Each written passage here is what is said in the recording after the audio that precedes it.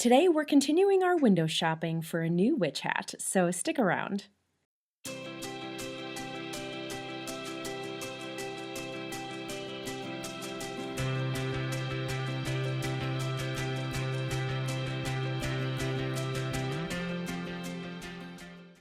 Hello colorists, welcome to PencilStash, a weekly show all about coloring. If you're new to the channel, please consider subscribing to get all the new content, and be sure to hit the like button if you're enjoying my videos.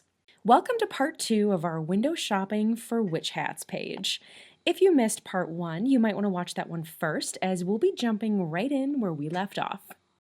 Let's do some work on the planter box, starting with these leaves. Using this artichoke color as our highlight, we'll use light pressure and just haphazardly place this down over about maybe like half to 2/3 of each leaf.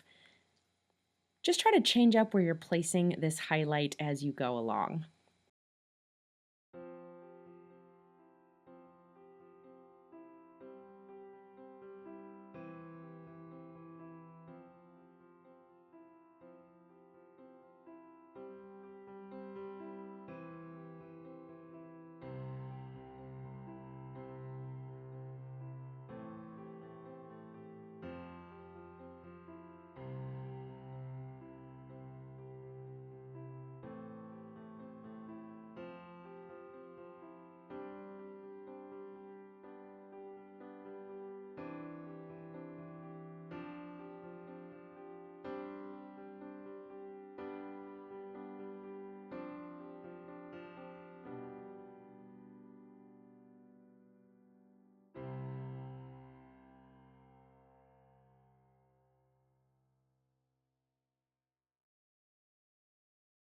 Switching to moss green now, we'll do two things. We'll fill in the white spaces and we'll overlap into that lighter artichoke green area as well.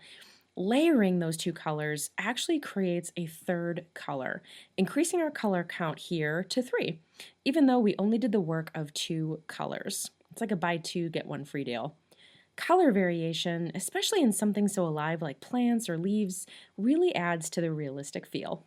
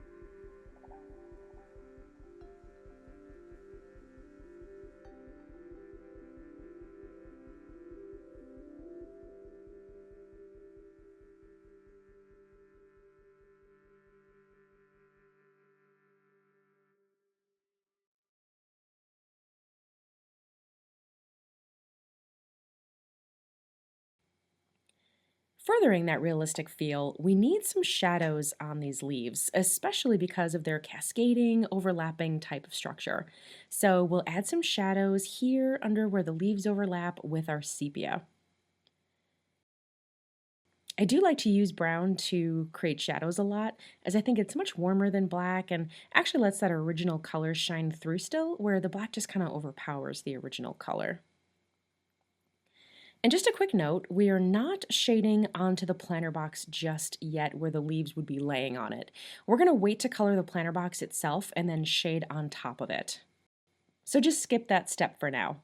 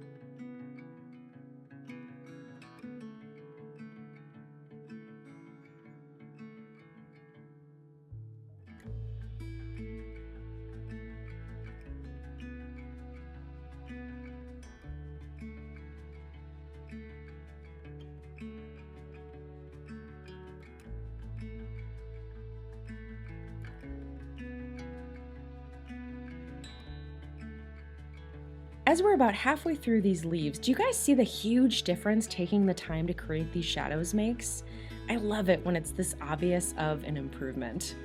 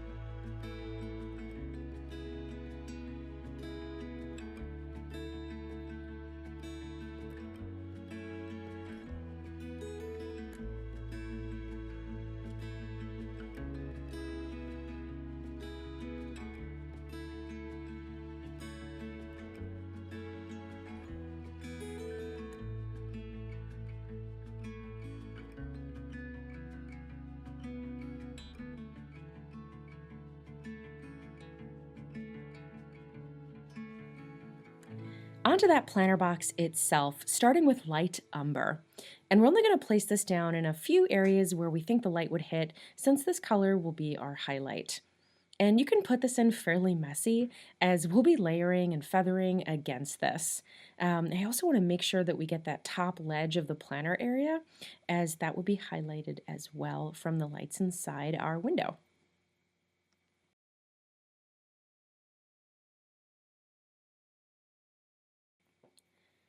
A little bit of jasmine yellow for some color variation.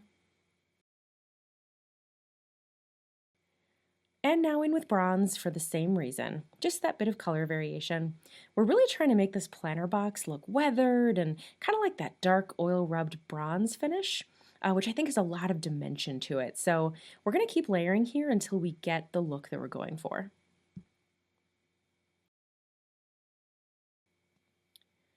And now I'm going to start placing some of the darker colors along the bottom of our planter box, since most of it would be in shadow anyway, so the lighter colors would have been lost. So we can now start adding color in this area. little bit of chestnut now, just to add a touch of a reddish tone.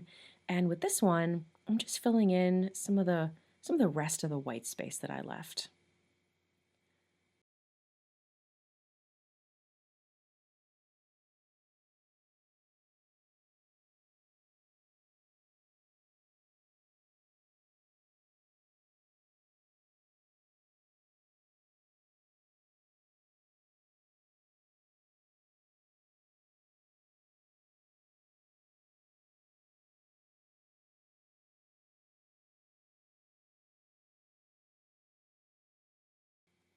Sepia, our kind of star of the show a little bit here. We'll be adding this around the perimeter of each section with medium pressure, then filling in that center space of each area with a very light layer 2, going over right over top of those other colors that we took all that time to put down, but trust me, that layered effect will come through.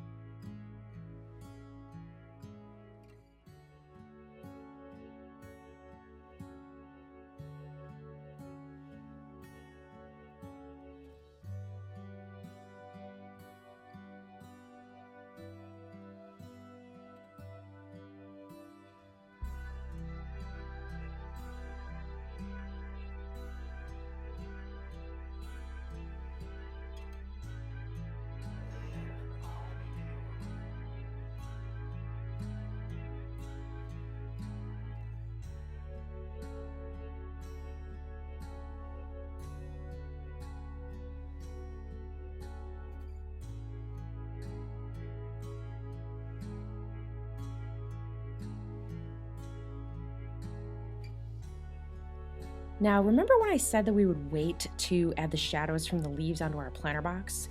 Well, now is the time. And we're going to do that with our French Gray 90%, one of my other favorite colors to shade with, since it's a lot warmer than black.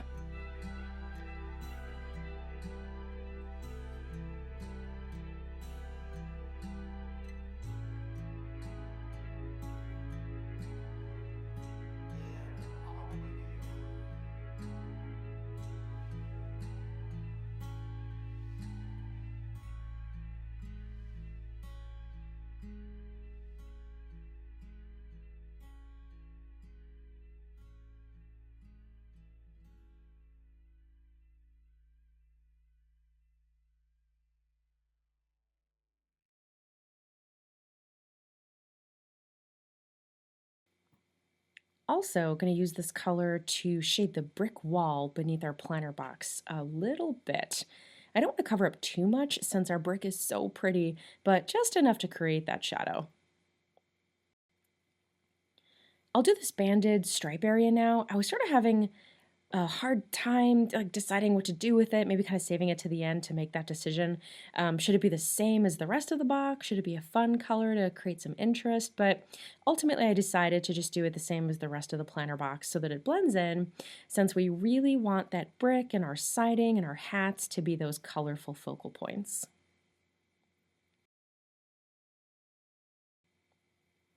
Real quick, I'm just going to add in a bit of black here just to add some really deep depth, if that makes sense, to some of these leaves.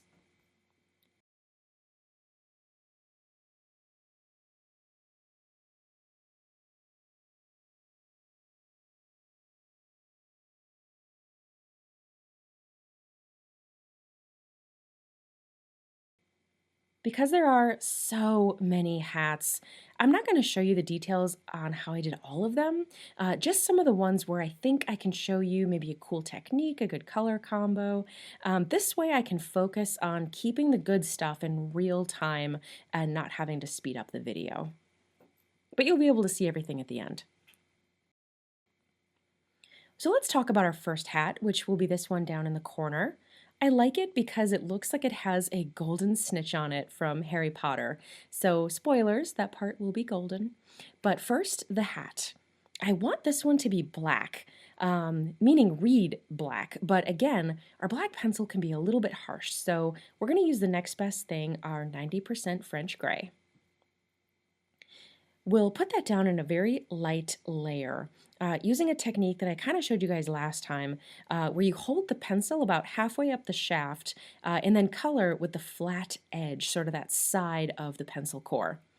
Then I'm going to go back in along the edges using harder pressure, sort of working our way towards the center, lightening up on the pressure as I go. This way it'll kind of feather in towards that center to blend it out towards those areas of lighter pressure.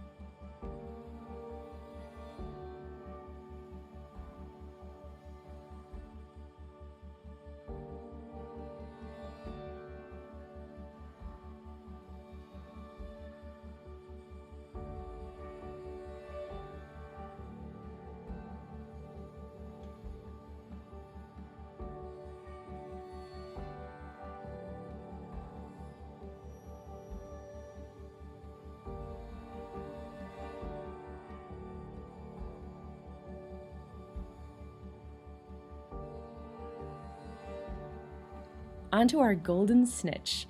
We'll start with goldenrod, just a bit in the center area of the wings and in that center area of our snitch.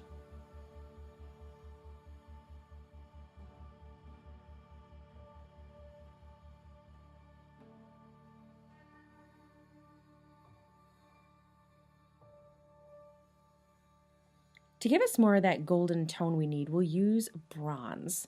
And you may ask, why, Rachel, are we not using the metallic gold pencil? Which is a great question, one that I don't have a wonderful answer for, other than I just like the tone of that bronze just a little bit better. The metallic gold has kind of a bit of like a kind of a darker tint to it, for lack of a better word. And I do use it sometimes, but usually when I want my surface that I'm coloring to be bright and that shiny type of gold, my go-to is usually bronze.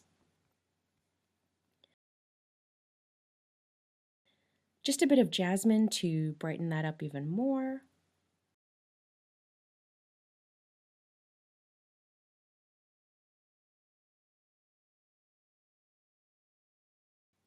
A little bit of shading with our sepia.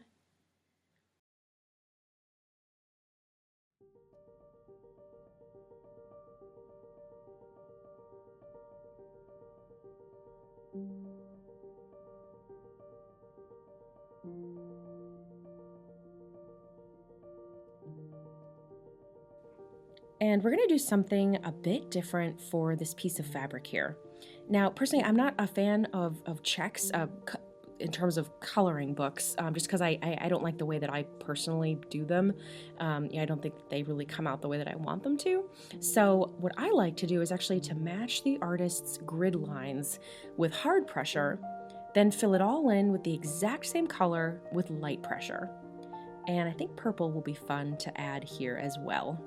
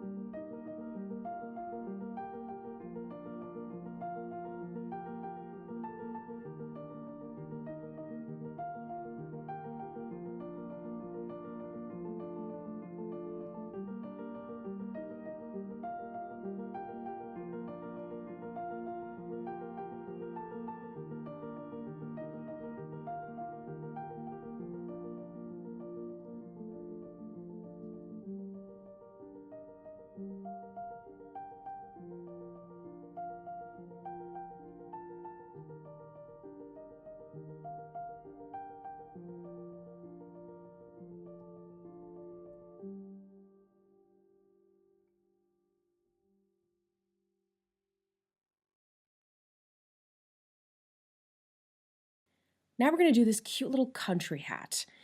Starting with the bow, which just kind of another excuse to use the blue, which is my favorite color and definitely some of my favorite colors out of the Prismacolors here. Also, bringing the blue in, because we used blue on the siding, but if we didn't use it anywhere else on the page, it might have stood out as just a little bit of kind of an outlier. So using it in small spaces on the rest of the page kind of balances out that color and just makes it a little bit more cohesive.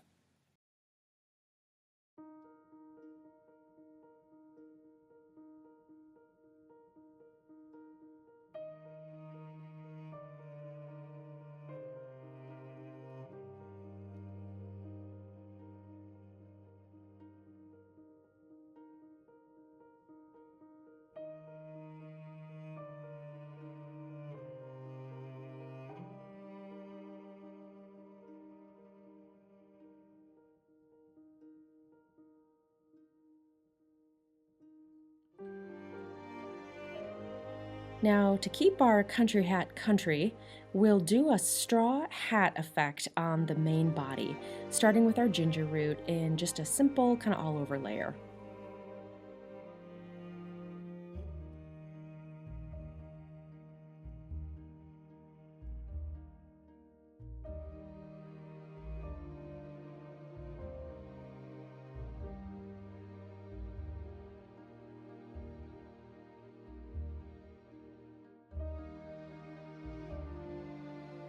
Now the best part, the straw part. We're going to use goldenrod to create an off-kilter grid pattern, which will emulate the hatch of a straw hat.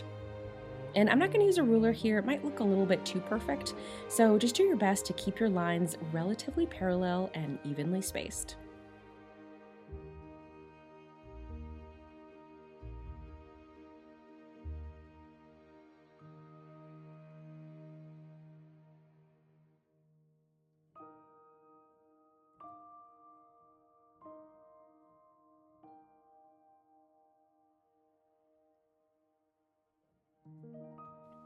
Okay, so now I'm actually going to go back to a hat that I had previously colored mineral orange off camera.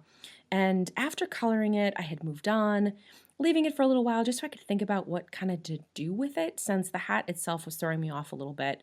And I kind of decided to use terracotta in linear kind of upward strokes, as I found that that gave it the look of kind of a warm, worn leather, which I really ended up liking. And so I just kind of wanted to share that color combo with you guys, as I don't think I've ever done that one before, but I really liked how that color combo kind of came out in the end.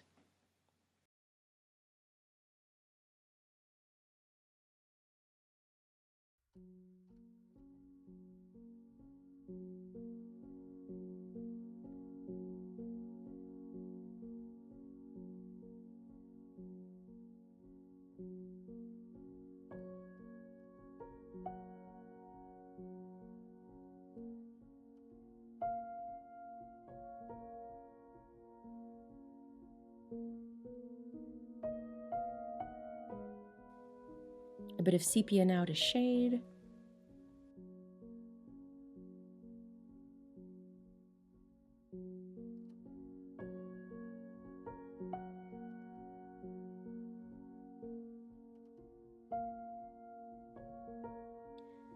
And now just to kind of go with our natural leather kind of look, we're just going to add some other very natural colors as on the accessories on our hat here.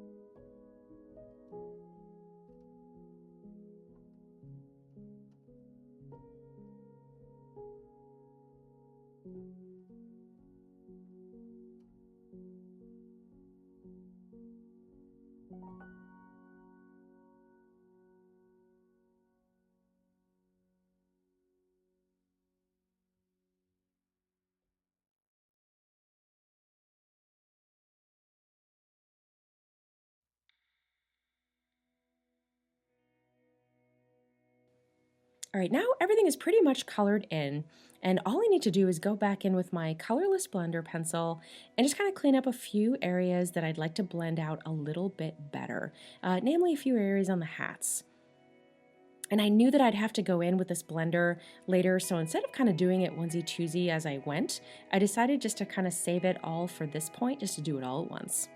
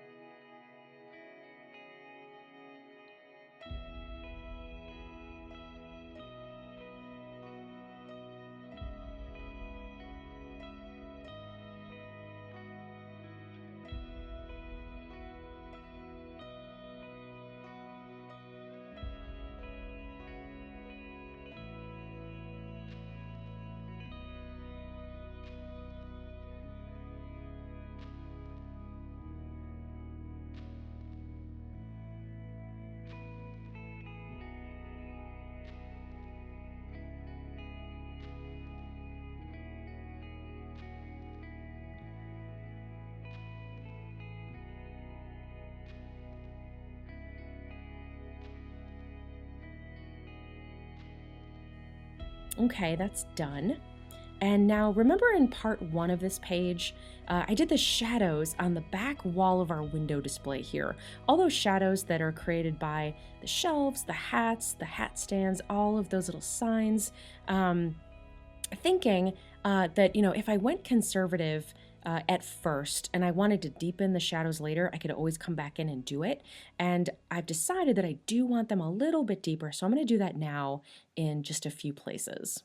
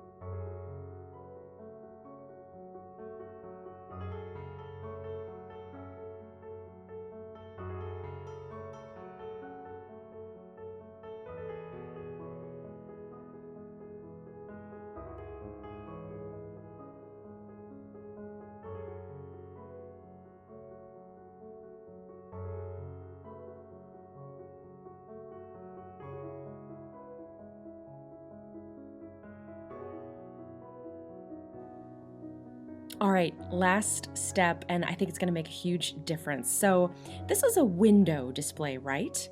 Meaning there's a pane of glass between us as the shoppers and these lovely hats, right?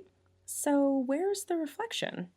I thought it would be kind of fun to add some diagonal reflection lines just to give more of the illusion that there's a pane of glass here. And we'll do that with our white Uniposca marker. Shake this up to get the paint flowing. And this I am going to break out my quilting ruler for, since I do want those perfectly parallel straight lines. And I know some of you are familiar with my ruler, but for those that aren't, I use this ruler all the time in my coloring. It's a quilting ruler from like a Joann Fabrics, Hobby Lobby, wherever you can get kind of sewing supplies. I love the size of it and the fact that it's see-through. So when I'm kind of trying to line up maybe a line that's already in my coloring page, I can see right through it, lay my ruler right on top, kind of line it up with some of those other lines, and just kind of build right off of that page without having to eyeball it. And we're just placing this down in straight lines. Some of them will be unbroken, completely, complete straight lines. And then some of them I am breaking up a little bit. Whatever you feel like doing, whatever you think will achieve the look that you're going for. And I'll do some in the upper left-hand corner as well as in the bottom right-hand corner.